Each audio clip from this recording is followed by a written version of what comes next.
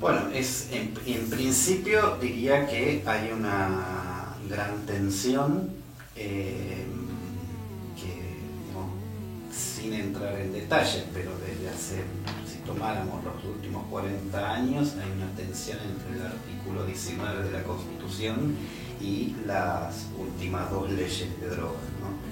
Una del 74 y otra del 89. Después, en el año 2010, la Corte Suprema viene a, digamos, declarar inconstitucional uno de los artículos. Entonces, digamos, ahí hay una tensión. Después, digamos, la declaración del fallo de la Corte Suprema de esto viene a dar cierto corte, al menos jurídico, en relación a lo que eran las políticas de droga que se conocían como Consenso de Washington y todo eso, ¿no? Donde, digamos, este país y tantos otros de la región y del mundo estaban en lo que se conocía como la Tercera Guerra Mundial, que era contra las drogas. Eso, digamos, daba un marco. Después, el tema de drogas. Bueno, siempre hay intentos, digamos, de lo que es la política de pensar lineamientos. De hecho, bueno, hace unos años se modificó, digamos, la utilización de lo que es el concepto para referirse a la problemática del consumo de drogas, sí. El consumo problemático. Está bien, ¿sí? A mí, digamos, siempre estas, digamos, propuestas que vienen por lo general desde ciertas instancias o lugares de lo que es el poder político, siempre, digamos, existen algunas, para mi gusto, algunas cuestiones a pensar, ¿no? En este caso sería problemático para quién, si es problemático para la salud, o para la policía, para la justicia, para la familia, o para las personas que consumen de ello. Pero me gusta un poco más que el concepto de toxicomanías o drogadicción o todas esas cosas, ¿no? Que siempre también son, digamos, términos que vienen de otras áreas, por lo general, o de lo policial o lo jurídico. Entonces, bueno, este es un poco el marco. Después está lo que le sucede a las personas, ¿no? que están atravesando estas problemáticas, tanto las personas que consumen algún tipo de sustancias, yo no diría también, o sea, solamente sustancias legales o ilegales, sería un pequeño apartado, pero también las familias o conocidos o allegados de las personas que están atravesando, porque también están atravesadas por esto. Entonces, bueno, el tema es que se puede pensar en relación a estas lógicas de implementación de dispositivos para el trabajo, ¿no? Hay, digamos, en el campo del trabajo con el consumo problemático, de las adicciones, se lo denomina de muchas maneras, algunos, o sea, de acuerdo a los marcos teóricos que uno trabaje, ¿no?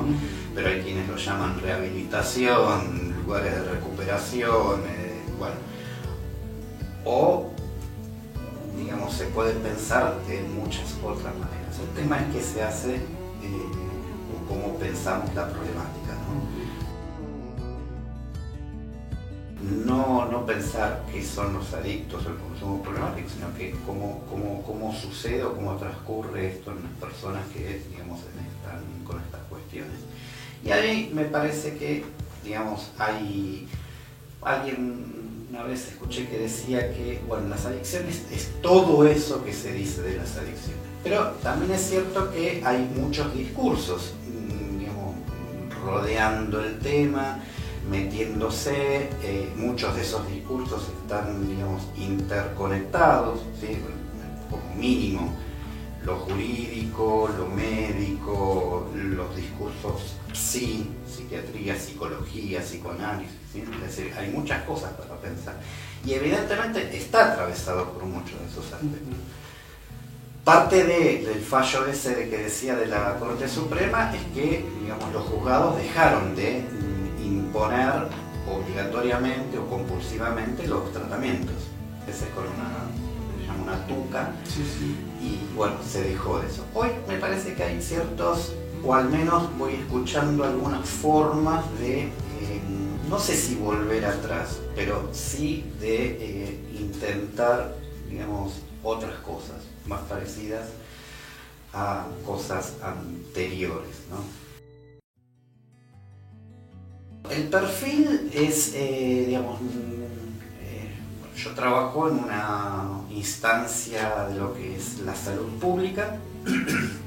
La salud pública cada vez más está más dedicada digamos, a sectores, no sé si dedicada, pero recibe la atención o la demanda de sectores sociales que están bastante vulnerables en sus derechos, son vulnerables en sus derechos, en sus situaciones. De ser vulnerable a veces me suena un poco, digamos, atravesadas por situaciones en las que, digamos, hay 2 o 3 generaciones de desempleos, ¿sí?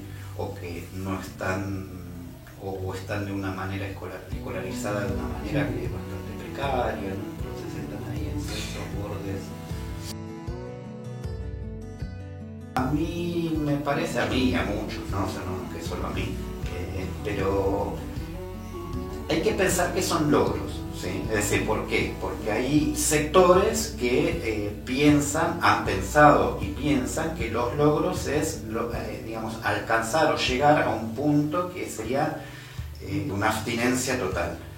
En su momento había 4 puntos que incluso la justicia pedía, era abstinencia total, inserción laboral, esto llamativamente en medio de los 90, ¿no? Era la inserción laboral, la recomposición familiar y había uno más que no me acuerdo cuál es, ¿no? Entonces, digamos, si uno lo piensa en con ese ideal, bueno, no sé, pero a mí me parece que un logro es que, por ejemplo, un pibe, una piba o una persona que está afectada, ¿sí? Afectada de una manera, estamos hablando de situaciones de consumos de, por ejemplo, podría ser una sustancia, ¿no? que expresa, digamos, no porque la sustancia hable de esto en sí mismo, ¿no? Pero, por ejemplo, consumidores de pasta base, donde están seriamente dañados la gente. Entonces, pensar que una persona puede llegar primero a pensar un poco lo que le pasa con respecto a su situación de consumo, es decir, qué le pasa a esa persona con el consumo, pensar qué lugar puede tener esa sustancia en su vida, pero además poder hacer de su vida algo vivible, ¿sí? De otras maneras, me parece que no es poco. Entonces yo si lo pensáramos eso como un logro, yo creo que sí, efectivamente hay logro. Ahora, si nosotros, como muchas veces se quiere pensar, bueno, ¿cuál es el nivel de recuperación?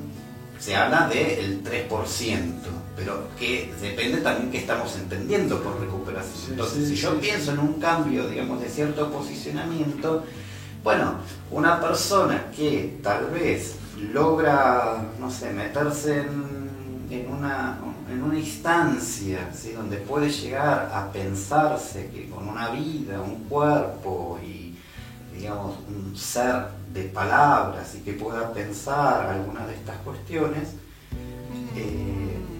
no es poco.